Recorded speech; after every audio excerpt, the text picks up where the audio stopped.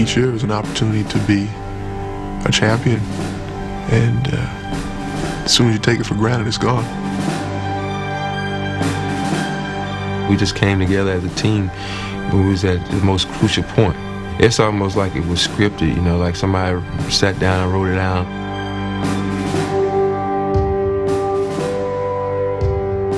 Respect is all a part of what we're doing, and we respect the fact that everybody ties their shoes up tight and goes out to work every night. And here we are in a position to do something that no other Laker team has done before. It's a dream come true for myself to be even mentioned in the same breath as Jordan and Russell. You know, only a couple teams have been able to three-peat, and to be one of them, it says a lot about our team. It's been a special ride for me. We've been through a lot.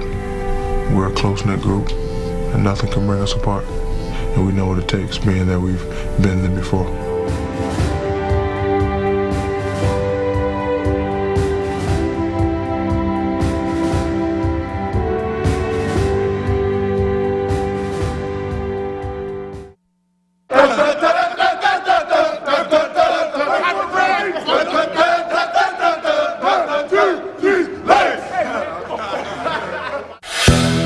With a blend of talent, will, and chemistry, the Los Angeles Lakers had won 2 straight NBA titles.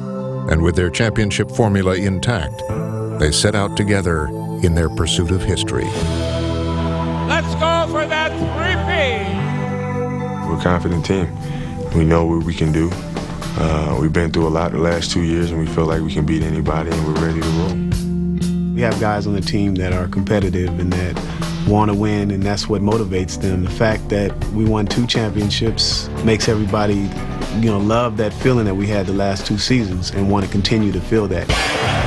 As the season began, the Lakers seemed more invincible than ever, winning 16 of their first 17 games. Shaq with a slam dunk, Shaquille O'Neal.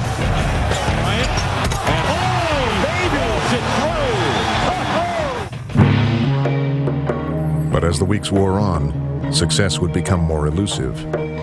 The Lakers would lose center Shaquille O'Neal to nagging injuries, and they were also losing games to some of the worst teams in the league. I can see what people wondered if we had the stamina or the will to win a third time. He misses again! The Chicago Bulls have upset the world champion Los Angeles Lakers! And they are going to beat the 2-time defending champion Los Angeles Lakers, and this place is Bedlam. But when these guys needed to, they stepped up to the plate. In previous years, their struggles might have torn them apart, but instead, the Lakers pulled together, relying on the bond they had forged over the past 2 seasons. The maturation of our team has been incredible. We've been through so much together. More than a team, the Lakers had become a family, one that had grown up together under head coach Phil Jackson, who had found a way to unite them. He's done a tremendous job instilling the teamwork, the play together, play for the other guy on the team type of attitude that, guys don't want to let the other guy down. And at the center of this collective effort was the Lakers' unstoppable force, Shaquille O'Neal, who had also grown, as he had now evolved into a more complete player than ever before. Shaq slam dunk. Shaq has got it in the post. The slam dunk. Watch out. Just too big, just too strong, just too good.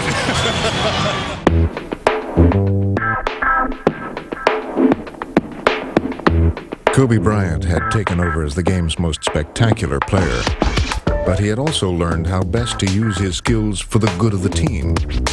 Kobe is blessed with a lot of individual talent. His competitiveness allows him to, at certain times, just take the game over. And I think the good thing about it is that he's learned when to step up and when to kind of take a back seat and let Shaquille do his thing. So that's the beauty of what they have learned over the last 3 years, is how they can really complement each other. Supporting the two leading men were role players like Robert Horry, Derek Fisher, the Lakers' point guard, and forward Rick Fox, all of whom had proven themselves under pressure. Well, because we've been through so many battles, the trust naturally grows. The more wars you fight together, the more you understand the people that you're in battle with. And I have all the confidence in the world in Robert Horry, Rick Fox, and Derek Fisher. The trust had to be developed. Shaq and Kobe, we knew, were superstars in this league. We knew they were the cornerstone of our franchise, but developing the pieces around that was still needed.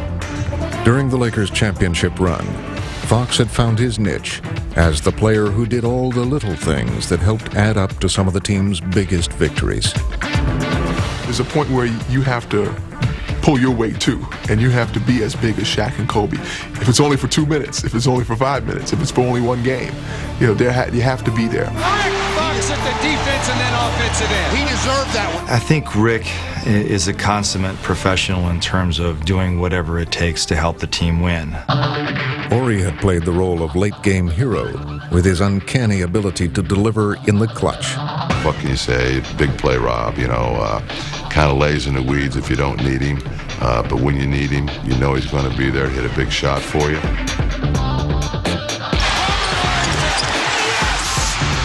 That surprise anybody? No! Providing stability and floor leadership was Fisher, whose cool hand and cool head had made him an invaluable member of the cast. He may be our smartest basketball player. He knows all situations, what to do in all situations, both offensively and defensively. And he's a special guy. And as they looked to the playoffs, the Lakers would use the trust they had built in each other to see them through on the journey to a three-peat. The bottom line is the best guy to the worst guy. We all have to have a mutual respect for each other as professionals. And for a team, respect is ultimate. Respect for your coaching staff, as coaches respecting your players, and as teammates respecting each other and what we have to go through to win. And this basketball team has developed that. As the Lakers prepared for the playoffs, their first opponent would be a familiar rival, the Portland Trailblazers, a team they had eliminated 4 of the past 5 seasons. Tighten it up. Tighten it up. You got to get back to business. This just don't work. We had a real trial with Portland during the regular season. It gave them a certain amount of confidence going into the playoffs that this can be done. And so they came in with renewed fervor. Portland was ready and eager for another shot at the champions. And no Blazer had been bolder than Ruben Patterson, who claimed he could stop Kobe Bryant. Kobe stop, Kobe stop, Kobe stop, Kobe stop, Kobe stop, Kobe stop, Kobe stop, Kobe stop. But as the series began, Portland would quickly discover that there was just no stopping Kobe. Kobe Bryant. How do you stop that? Bryant again for 3. Good! This time from the right corner. Kobe's rising to the occasion. The Kobe stopper. Patterson lost him behind the screen. He hasn't stopped much yet. Kobe led the Lakers to a victory that would shake Portland's confidence. In Game 2, the Blazers would use more physical tactics to try and contain the Lakers, but could not contain their own emotions. And already some pushing and shoving. These two teams love to hate each other. They professed they were going to play physical. They got physical.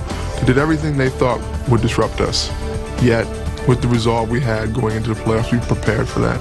And there was no better preparation than having Shaquille O'Neal. With Shaq dominating, LA would take Game 2. Low right O'Neal, Shaq with a jam. Shaquille O'Neal. Horry throws it back. Here comes Bryant and O'Neal. O'Neal. Look at Shaq. He's telling the fans, I got a left hand too. That big guy is nothing but entertainment. Nothing but entertainment. Underneath the Devin George and score. Fabulous play by Shaq. I'm a real last left in the game, and I'm going to stay down there. I like banging, I like running, I like jumping, I like dunking, I like getting fouled. So that's just playing right into my hands. As the series shifted to Portland, the Lakers were poised for a sweep. But the Blazers were not prepared to cooperate as they took control of the game. Stoudemire pushing for the Blazers. Here's Pippen. Lob pass for Wells. Certainly an attack mode by the Blazers that has not only gotten them back in the game, but gotten them the lead. With the Lakers trailing by 2 and just seconds away from defeat, they were in dire need of a hero, and they knew exactly where to turn. 91-89 Blazers. Fox to inbound. Kobe calls for it. He has it against Ruben Patterson. Then Kobe stops him. Bryant dishing off. Morey for three. The Lakers have the lead. The play was designed for Kobe to go one-on-one with the quote Kobe stopper and Ruben, and Kobe saw me in the corner and dished it to me, and I was able to make a 3 with 2 seconds left to go on the clock. We knew Robert was going to hit the shot because he's been hitting shots like that his whole career. The Los Angeles Lakers, for the second consecutive year, have swept the Portland Trailblazers. To get, that third win in Portland in the fashion we did, that got our playoffs started out just right. Almost 19,000 here at the Staples Center for this game 1. In the conference semifinals, the Lakers would face San Antonio, a team out to avenge a humiliating defeat.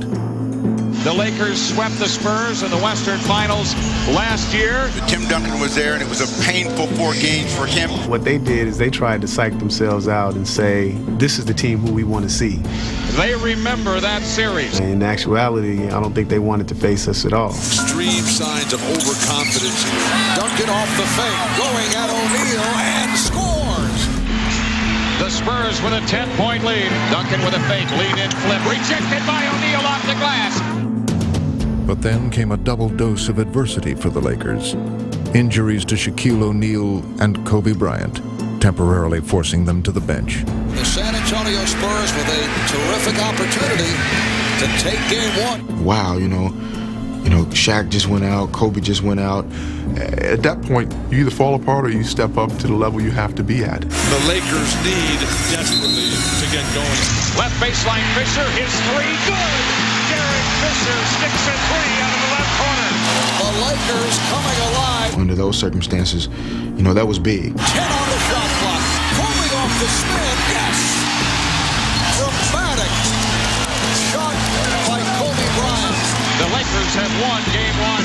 They would have to fight through it, and that's just what they did. We were fortunate, and yet it spelled something else for game number 2. It spelled something that we knew that we were going to be tested. But in this test, the Spurs had all the answers. They're handling anything the Lakers try to throw at them. Down the middle, Duncan and Duncan slam dunk. That's a brilliant play. The Lakers are in desperate position. Bryant, final seconds. Lakers down by 2. Kobe called for a traveling violation. He got caught. The Lakers are defeated. I think that they felt that they had stolen one on our home court, and now we have the home court advantage. Now we got them where we want them. Kobe's a guy who late in the ball game always comes through. I think that lit a fire underneath this team. Everybody was kind of down, and I just basically said, the party's just getting started. The party just got started. We're gonna go up to San Antonio and take both of these games. We're gonna see who can party. Biggest crowd of the season. Both teams want to win desperately this critical game. The Lakers faced a rejuvenated Spurs team that received an emotional boost even before the game began. Congratulations, Tim Duncan, NBA Most Valuable Player. Duncan, a lot of contact. A very aggressive-looking San Antonio. The Spurs had built a wave of momentum, and they would ride it into the fourth quarter. San Antonio, a 1-point lead. 36,000 or whatever it is in the building, screaming and hollering, expecting you to lose. And I thrive off of situations like that. I mean, those are moments I live for.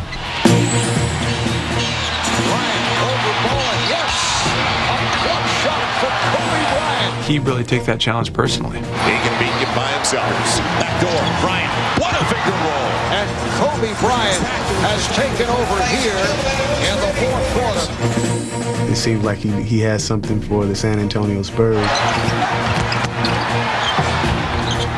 Another magnificent play by Bryant. My teammates look to me, and they expect me to deliver in these type of situations. We'll get a dandy through in the Alamo Dome. In Game 4, the Lakers once again found themselves trailing in the fourth quarter. San Antonio closing in on another victory in this series. But once again, Kobe would deliver when they needed it most. Double team. O'Brien left open for the three. Dead on's good. Kobe Bryant. Shot clock at 6.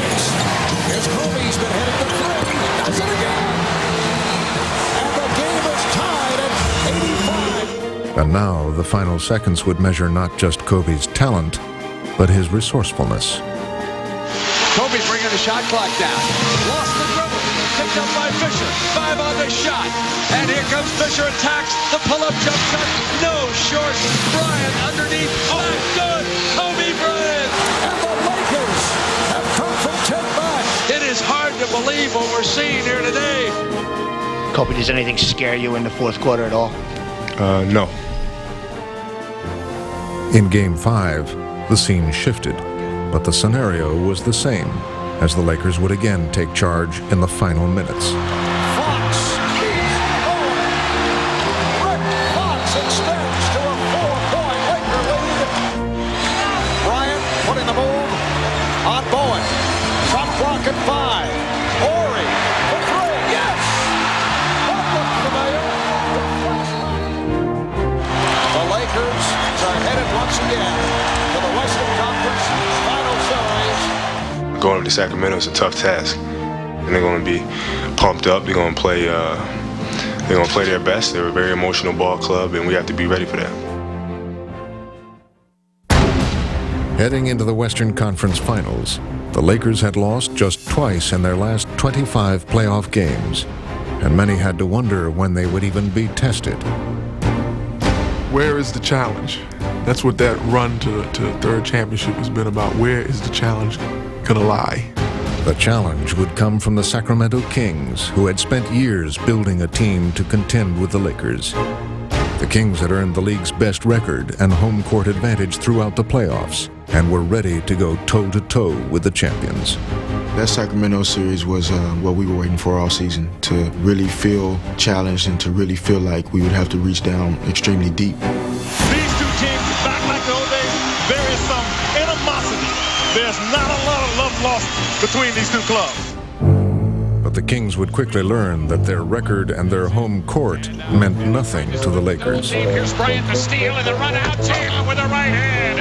Kobe Bryant. Fisher on the left wing. Now works top of the key. A lob. Kobe for the two-hand jam. Kobe Bryant. 2 spectacular dunks. Behind Kobe's 30 points, the Lakers would capture Game 1, their 12th consecutive road playoff win. And what was billed as a heavyweight bout looked to some like a mismatch. Go in the locker room, we go, is this what we're dealing with? Is this supposed to be the challenge? And we still needed to have them show us. We needed to have them give us something that would say, okay, they're worthy of this matchup. There comes a time in the growth of a team where you just got to stand up. And it's time for Sacramento to stand up for this Lakers club. It's as though they've been bullied their entire existence, and at some point, you got to punch the bully back. Come on, guys, come on. Win this Go, baby! Nobody wins here with the Kings. 1, 2, 3. In Game 2, the Kings would show the Lakers that this would be a battle after all. And they showed why they had been the league's top team. Turkoglu to the right baseline, comes back out to Weber. Christie wide open for 3. 11 straight for Sacramento. The Kings have taken the lead. Devon's going strong to the hoop and dunks in the face of Samaki Walker. That's a bucket. The Kings had gained not just a victory, but a measure of respect and a surge of confidence. But back home in Los Angeles, the Lakers viewed Game 2 as a bump in the road instead of a sign of things to come. We come out on our home floor in Game 3, still a belief that winning Game 3 and 4 would put us up in the series 3-1. They jump out of the box. They shoot as good a percentage you can shoot on an opponent's home floor in a playoff game. Now to Devons into the lane. Vlade Devons, a collision, lost the ball. Bibby a recovery and hits the jumper on the fade left baseline. The Kings had the Lakers on their heels and weren't about to let up. Going with a big lineup. Bibby a steal, shoots out of the right corner. Oh yeah, Bibby with 4 points in a row. Doug Christie bringing it back for the Kings. Spins right of the lane, down the lane, flips it up, no. Tip dunk Weber with two hands. Minute into the fourth, it's a 20-point lead for Sacramento. Baseline right, Jackson all the way through, a pitch out left to Bibby, and he knocks out a three on the left wing. Mike Bibby. With a convincing victory, the Kings had knocked some of the swagger out of the Lakers. Now we have a fight on our hands. We just have to fight. And we play better when we have to fight anyway. But in Game 4, the Kings would erase any remaining doubt that they were a threat to the Lakers. Right side Weber. Weber turns on Ori. Weber drives on Ori. In from the right to the hoop for the jam. He let O'Neal. This is clearly a game, all the momentum favoring the Sacramento Kings. Oh, it's been a stunner to this point. The Kings would take a 24-point lead, once again dominating the Lakers on their home floor.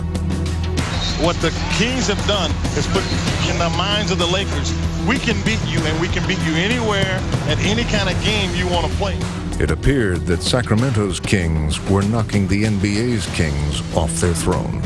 I saw this look one other time in my career. And that was on the faces of the Detroit Pistons in the '91 Eastern Conference Finals, when after years and years of beating the Chicago Bulls, they were about to be swept out of the playoffs. Are you telling me we're looking into the future? I don't know, but it looks the same.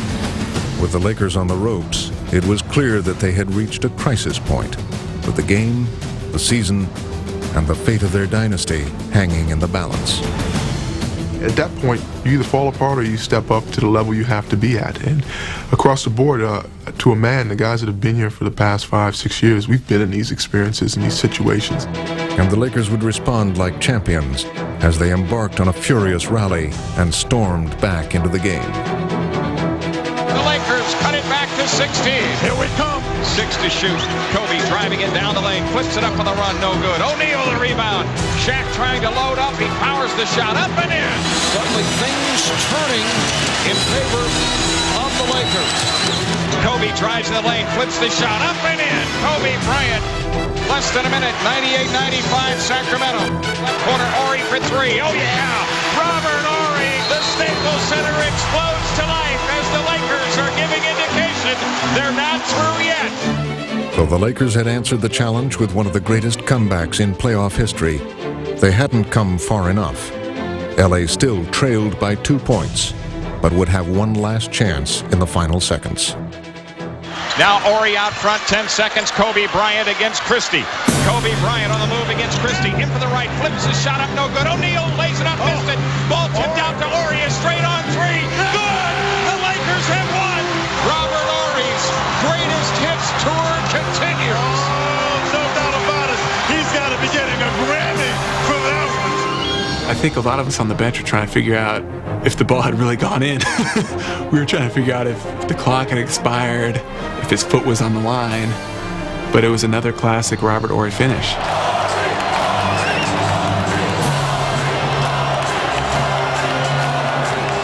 Robert Ori's miracle not only tied the series, it added more fuel to this already simmering rivalry. Everybody could make that shot, that's last shot. It's just lucky shot.